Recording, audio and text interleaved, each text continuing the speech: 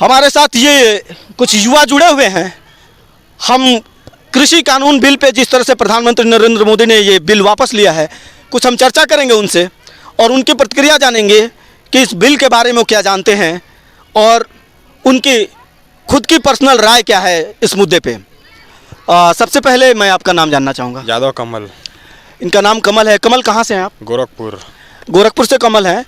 कमल, मेरा सवाल ये है कि अभी हालिया दिनों में प्रधानमंत्री नरेंद्र मोदी ने जिस तरह से कानून बिल को वापस लिया है, क्या ये सही है वापस लेना या गलत है? ये एक तरीके से तो सही है, पर जो 2022 के चुनाव को नज़दीक रखते हुए ये कानून वापस लिया गया है और इसी से किसानों को खुशी तो हुई, पर चुनाव के बाद देखिए क्या होता है। मतलब आपका कहना ये है कि ये चुनावी माहौल के वजह से ऐसा किया गया या किसानों की निरंतर 1-1.5 सालों से वो अड़ीग पड़े थे कि नहीं, जब तक बिल वापस नहीं होगा, सरकार वापस नहीं करेगी, तब तक हम हटने नहीं वाले हैं। तो या किसानों का प्रेशर है या एक तरह से कहा जाए कि आगामी चुनाव को देखते हुए ऐसा निर्णय लिया गया?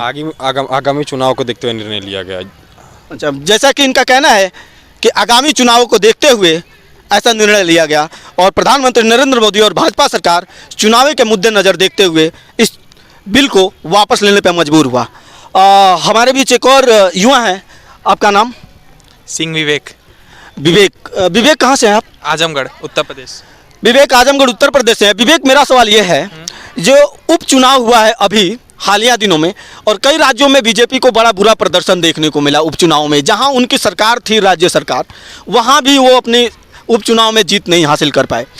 तो वे उपचुनाव का ऐसा मजबूरी थी, रिजल्ट को देखते हुए ये निर्णय लेना पड़ा, या फिर आगामी चुनाव जो आने वाले हैं उसमें कई संकेत ऐसे लग रहे हैं कि बीजेपी बहुत ज़्यादा बेकार प्रदर्शन करने वाली है, या ग्राफ को देखा जाए तो उनके जो वोटिंग ग्राफ है वो नीचे गिर रहा है धीरे धीरे, तो उसको देखते हुए ऐसा करना पड़ा। आप क्या चाहते हैं? आपका समझ क्या है कि उपचुनाव की वजह से ऐसा हुआ या आगामी चुनाव की वजह से? मेरा मानना है कि ये उपचुनाव की वजह से ऐसा किए हैं, नरेंद्र मोदी ऐसा डिसीजन लिए हैं। आपका मानना ये है कि उपचुनाव की वजह से।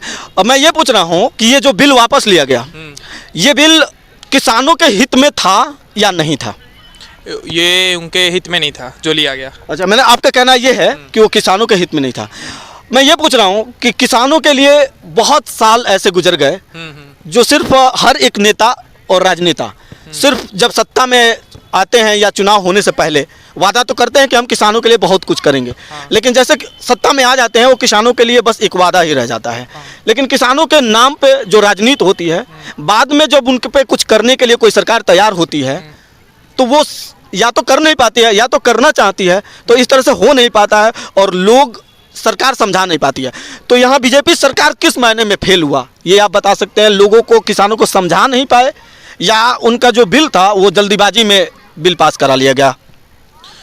मेरा तो यही मानना है कि ये शायद उन लोग को, किसान लोग को ये सही से समझा नहीं पाए।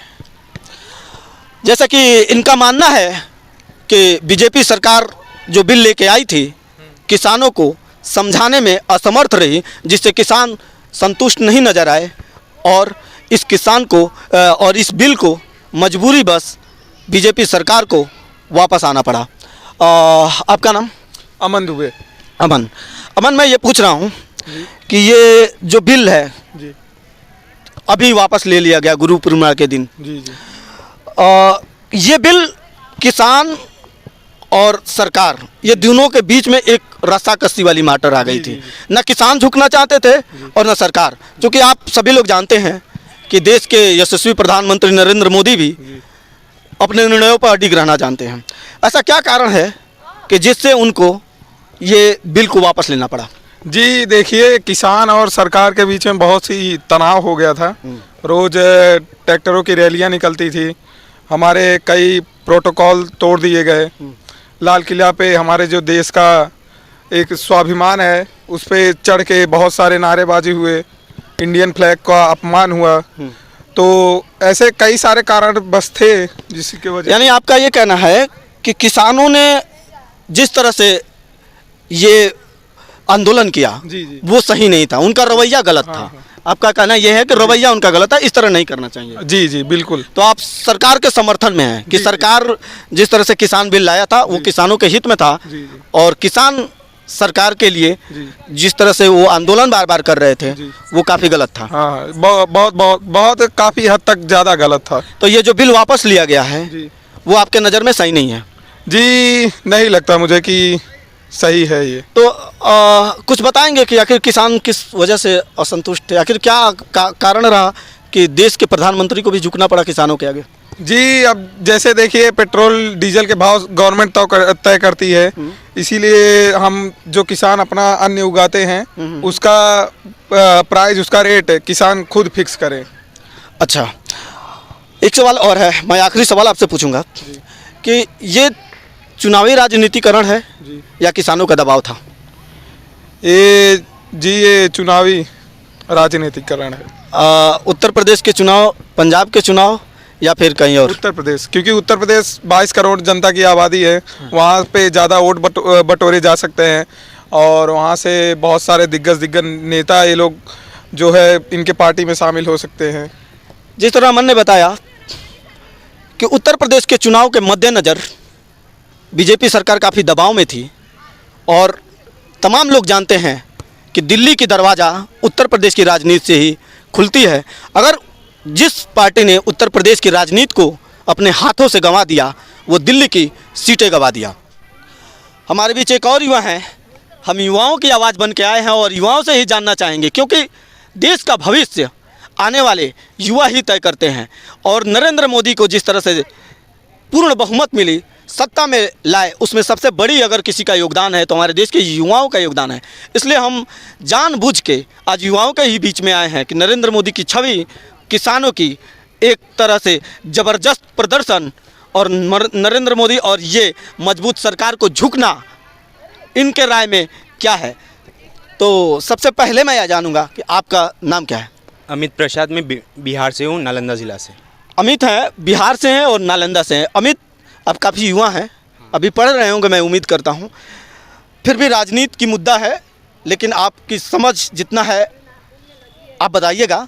मैं आपसे ये पूछ रहा हूँ कि ये जो 3 कृषि कानून बिल था उसको सरकार ने अभी वापस ले लिया है, उसके पीछे राजनीति का दिक्कत थी, यानी उपचुनाव हुए, उसमें बीजेपी सरकार ने काफ़ी जहाँ जहाँ उसकी सत्ता थी वहाँ भी अपने उपचुनाव में वो सीटें नहीं निकाल पाई। बाकी आगामी चुनाव है उसमें भी बीजेपी की एनालिसिस के तहत काफ़ी वोटिंग ग्राफ गिरते नज़र आ रहा है। मेरा सवाल सीधा आपसे ये है कि ये बिल किसानों के लिए सही था या हमारे देश के जो नेता थे वो अपने आप को जो सही साबित करना चाहते थे उनके लिए सही था? वो दोनों के लिए सही था, बात बराबर है। बट क्या है, किसानों को अगर बिल पास हो जाता है तो उनके लिए भी बहुत अच्छा है और इनके लिए भी अच्छा है। बट वो क्या है कि वो अपनी यानी जो वोट होता है ना वो अपना बढ़ाना चाहते हैं, यानी वोटिंग रेट, इसलिए। तो ये बिल पास हो जाता, पास हो जाने के बाद ऐसा क्या कारण था कि बीजेपी सरकार या नरेंद्र मोदी, जो कम्युनिकेशन के लिए सबसे हार्डली माने जाते हैं कि एक कोर कम्युनिकेशन नरेंद्र मोदी का माना जाता है और वो कम्युनिकेशन के आधार पे ही इतने बड़े लोकतंत्र के मालिक बने बैठे हैं। मेरा कहना ये है कि वो लोगों को समझा नहीं पाए या फिर उनके जो बड़ बोले नेता थे जो किसानों को कभी आतंकवादी बोल देते थे, कभी कुछ बोल देते थे, कभी ये कहते थे कि विदेश से फंड आए हुए हैं, कभी ये कहते थे कि ये लोग परजीवी हैं, न तमाम पता नहीं क्या क्या बोलते थे, उनकी कमियां रह गई या कम्युनिकेशन पावर उनका कमज़ोर रह गया प्रधानमंत्री जी का? नहीं, उनके जो बड़ बोले नेता लोग हैं ना वही लोग थे जो क्योंकि किसानों को उल्टा सीधा बोल दिया करते थे, इसके लिए। अच्छा, मतलब आपका कहना ये है कि जो नेताओं ने अभद्र किस्म का टिप्पणी किया किसानों पर, हाँ। किसान उससे असंतुष्ट थे। मैं लास्ट सवाल आपसे पूछूंगा कि आप किसान के पक्ष में थे या सरकार के पक्ष में? मैं दोनों के पक्ष में था, क्योंकि नहीं, ज़्यादा करके मैं किसान के पक्ष में, क्योंकि किसान से हमारा रोज़गार चलता है, कुछ भी चलता है, तो मैं ज़्यादा किसान के पक्ष में हूँ।